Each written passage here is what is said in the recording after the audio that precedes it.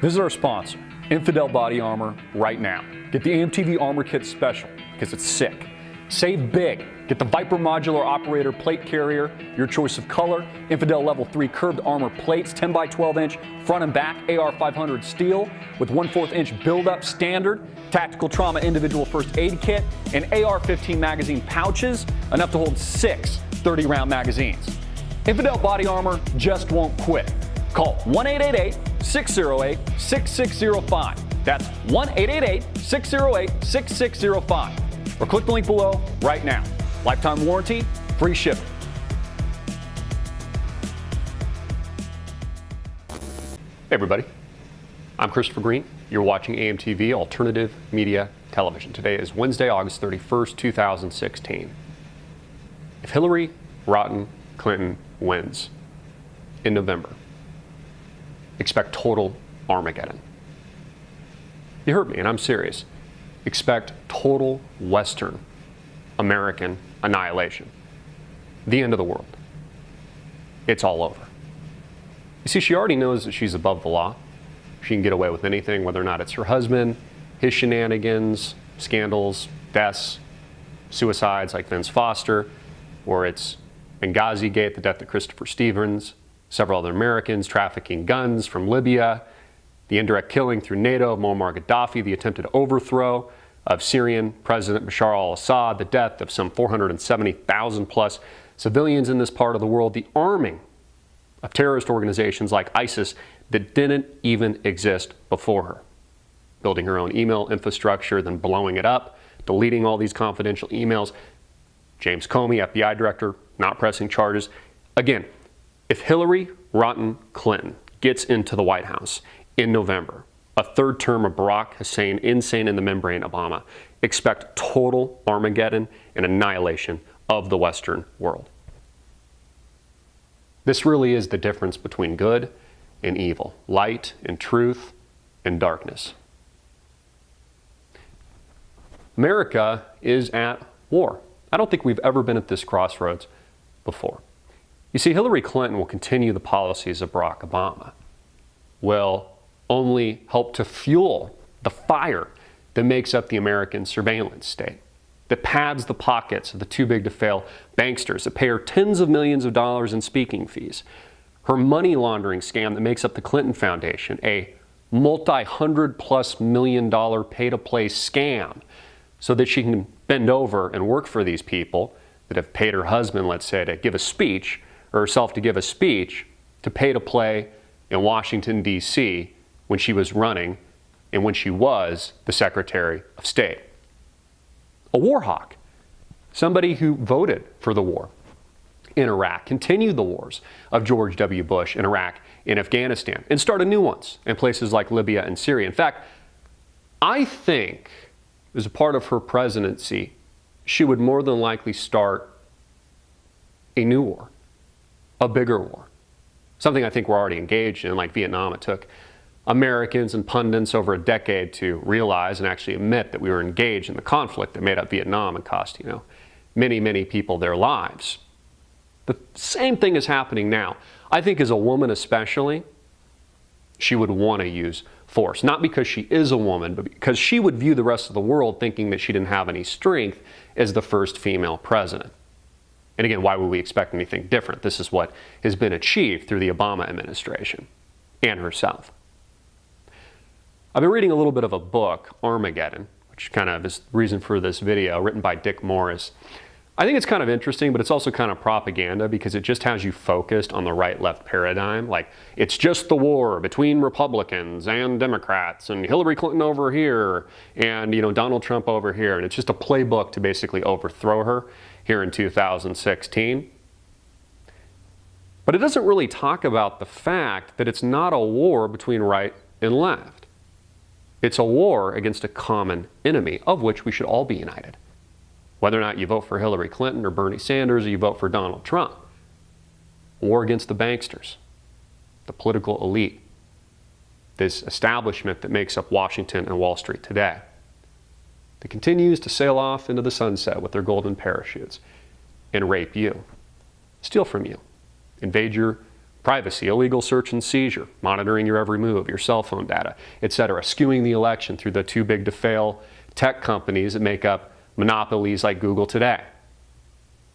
That's the common enemy. And so yes, we are engaged in Armageddon, biblical prophecy. And I think Donald Trump does help to combat it.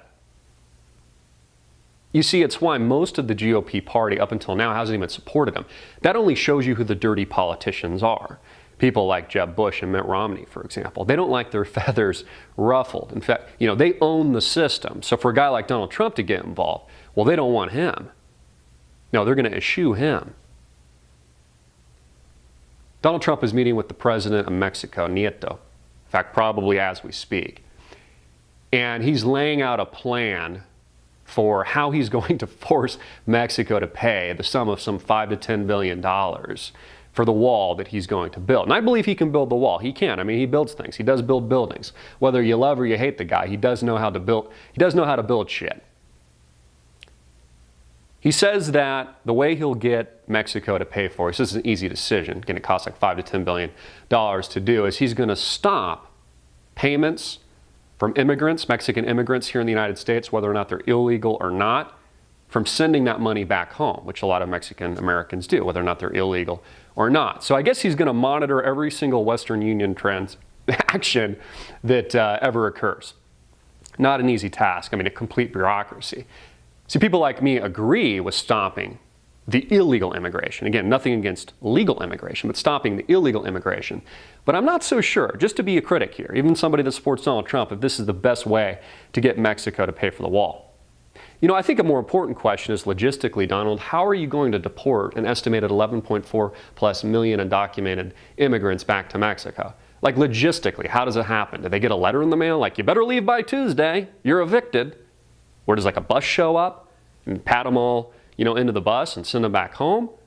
Does the Gestapo show up with guns? I mean, I'm being facetious a little bit, but I'm actually also serious. Like, how is it actually done? Is it even realistic? You can be 100% sure that the Democratic Party, for example, is forcing illegal immigration into the United States for one simple reason. Once they're here, they vote Democrat. And it solidifies not just a third term of Hillary Rotten Clinton, the criminal, crooked Hillary, but it solidifies even her successors in the future. In fact, the Republican Party will never win again under those circumstances. So Dick Morris actually has a good argument from the standpoint Western civilization and America as we know it is finished unless we can swing the pendulum back with the Donald Trump presidency. I also want to know, this is a question I have of Donald, is, he's come up with the meme crooked Hillary, crooked Hillary, the crook. When and if he becomes president of the United States, is he going to prosecute her? Like, is he going to bring charges? Or is this just something he says, but once he becomes president of the United States, he doesn't do anything? I mean, Hillary Clinton should be in jail.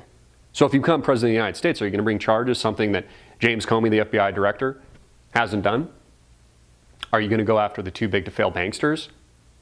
Are you going to abolish the Federal Reserve? Are you going to fire Janet Hoyer-Yellen? Those are legitimate questions that I think that we need to ask. Donald Trump really isn't even a real Republican. That's why the Republican Party doesn't even like him. He's really running on a new platform. I don't know if he would call it a platform of independence, of freedom, of libertarianism. Maybe it's a hybrid of all three, but that's actually what I think more likely happens. Again, I know most of the audience here hasn't been too excited about the fact that I predict Donald Trump loses. I think it's engineered. I don't think that the vote matters. I think it's rigged and the scales are tipped to Hillary Clinton.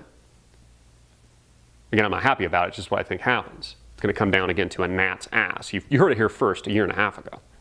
This is before Donald Trump was even the GOP pick, and we've talked about that as a possibility at that time, something that I thought would happen. But what I do see is a splintering, and I see a new movement being created that is teeing up even the next election. But how is that a good thing if it's all over and this is Armageddon now if Hillary Clinton gets in?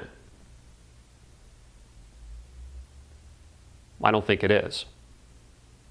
Polls are narrowing. In fact, Donald Trump's even taken the lead in some polls. Again, it's coming down to a gnat's ass as we approach just a couple of months before the election. And here we are at this crossroads. It's like fireballs coming down. This Armageddon experience that makes up American politics today where all odds are stacked against us. Good versus evil.